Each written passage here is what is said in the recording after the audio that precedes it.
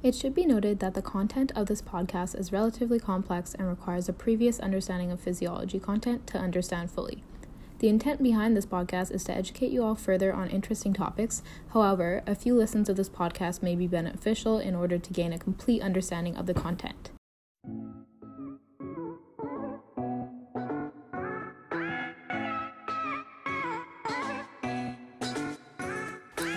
Hey guys, Anjali here, and I'm back for my second podcast. This week I will be discussing our body's different energy systems and how they contribute to our aerobic and anaerobic exercise belts. Have you ever wondered exactly how your body is producing all this energy for you to maintain those heavy lifts or long endurance runs? Or how your body can huff and puff at the beginning of a run, but then somehow level off? Well, today I'm going to explain a couple of physiological mechanisms that can provide you with some explanation. While we're exercising, our body is going through a couple of different energy systems in order to provide us with energy in accordance to the intensity and mode of our exercise. So our body mainly relies on the production of adenosine triphosphate, which is commonly known as ATP, for energy. ATP is an energy molecule in our body which contains the potential energy to power our cells' essential processes. So all the different energy systems we use work towards breaking down molecules or using energy in order to produce the ATP that our cells can use to support our bodily processes or energy demands. To begin, I will summarize the three primary energy systems our body uses. When we first begin exercise, our body will tap into our first system, which is called the ATP-Phosphocreatine System.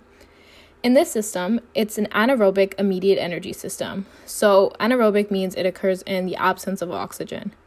This is why it happens at the very beginning of exercise. So during the first few seconds of our exercise, our body uses up the stores of ATP in our cells.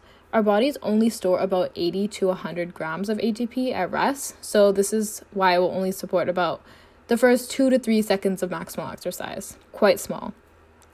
For the next 5 to 10 seconds, we use the phosphocreatine system. So here our energy will come from splitting of a phosphate from a phosphocreatine molecule. This only lasts for about 10 seconds because our phosphocreatine system reaches its maximum energy yield in about that time. So essentially what happens is the phosphocreatine is broken down using an enzyme called creatine phosphocreatase, and that breaks down into creatine.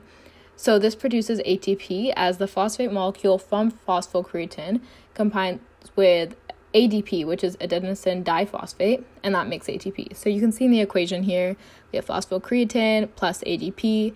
The creatine phosphocreatase, which is an enzyme, helps foster this reaction, and that produces creatine, which gives off energy in the process, so ATP.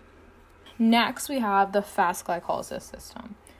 This one is also a short-term energy system, and it's also an anaerobic system. So this is still occurring without the presence of oxygen.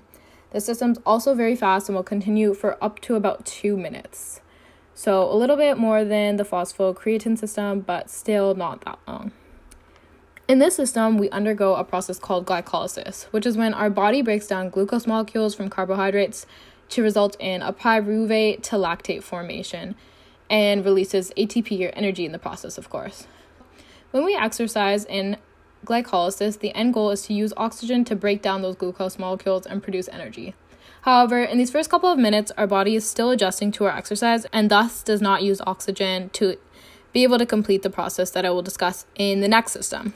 So here, the pyruvate molecule we produce will form lactate instead. So since this system occurs very fast, it only releases about 5% of the total energy within a glucose molecule. So basically in this system, we produce lactate from pyruvate, which comes from the glucose molecules. As our exercise duration increases, our capacity to provide ATP using only the anaerobic systems without oxygen diminishes very quickly. Thus, the next system we have will be aerobic, meaning it occurs with oxygen. This system is called the slow aerobic glycolysis system, where we see the citric acid cycle come into play. Here in the citric acid cycle, or what's also known as the Krebs cycle, we have a series of reactions to make ATP through carbohydrate breakdown, and we produce CO2 and water as byproducts during this aerobic respiration. So this is occurring in the mitochondria. In this system, we use remaining energy from the glucose molecule that was not used in anaerobic glycolysis. So like I said, in the fast glycolysis system, it only releases about 5% of the total energy from the glucose molecule. So here we're going to release the rest of the energy. Instead of converting the pyruvate to lactate, like we did in fast glycolysis system, the pyruvate will be converted to acetyl-CoA instead. So acetyl-CoA's main function is to deliver its acetyl group to the citric acid cycle to be oxidized for energy production. So the equation would be like the following. So in the process of aerobic glycolysis in the citric acid cycle, when we are metabolizing a basic carbohydrate molecule, basically we will start with pyruvate molecule, which comes from glycolysis. Then coenzyme A, which is derived from the ATP in our body, comes in and oxidizes that pyruvate molecule. Through the oxidization of this pyruvate molecule, we make acetyl-CoA, you'll see on the other side of this equation. This results in a reduced coenzyme, which is NADH plus H on the other side. So you'll see on the first side of the equation, there's NAD+. That comes from our cells, which reduces to NADH plus H on the other side.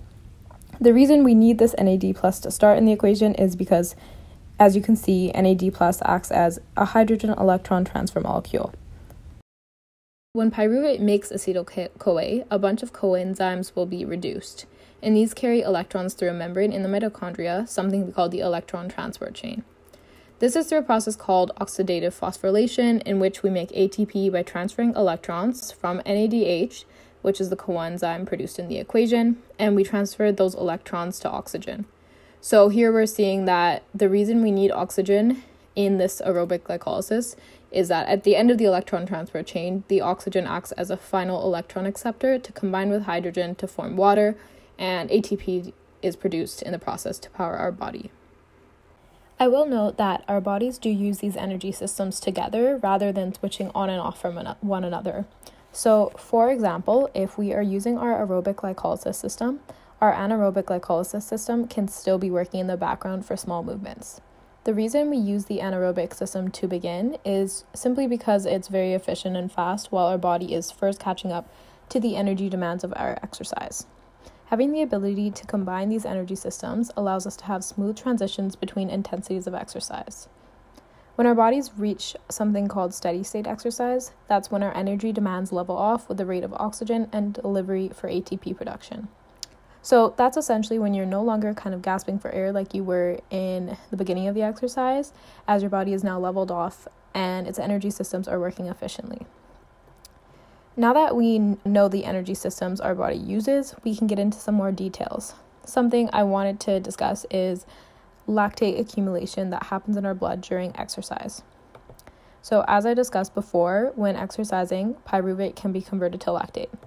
So our bodies do have the ability to clear and process the production in order to keep our systems moving efficiently, so process the lactate. However, our bodies do have something called a lactate threshold. So we have a couple of different lactate thresholds that happen as we progress our exercise. The first one is lactate threshold 1. So this occurs when you're exercising and reach an intensity in which the lactate begins to accumulate in the blood at a faster rate than it can be removed. So lactate production would be greater than lactate clearance. The reason this is unfavorable is if we have too much lactate in our blood, it forms lactic acid, and this decreases the pH of our blood, releasing more H+ ions into the blood from the lactate. This makes our blood more acidic, and if our blood is too acidic, then it interferes with our muscle contractions during exercise. So, in today's podcast, I went over 3 energy systems our body uses to support our intensities of training during exercise. So, the 3 are the ATP-Phosphate system, the fast anaerobic glycolysis system, and the slow aerobic glycolysis system. I also went over an introduction on how lactate accumulates in our blood. In future podcasts, I will discuss the lactate thresholds in more depth, including lactate threshold 2. Thanks, and I hope you enjoyed today's podcast. Talk to you guys next time.